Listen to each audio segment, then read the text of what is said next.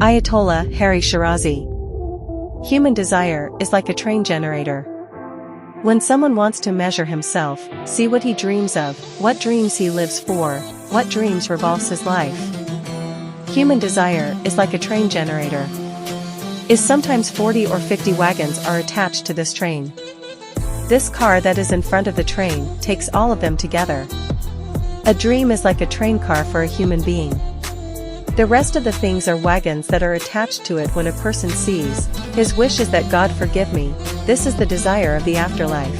His wish is that God will be pleased with him and that he will be white in the hereafter. This person's train car moves towards God and pulls other actions in the same direction.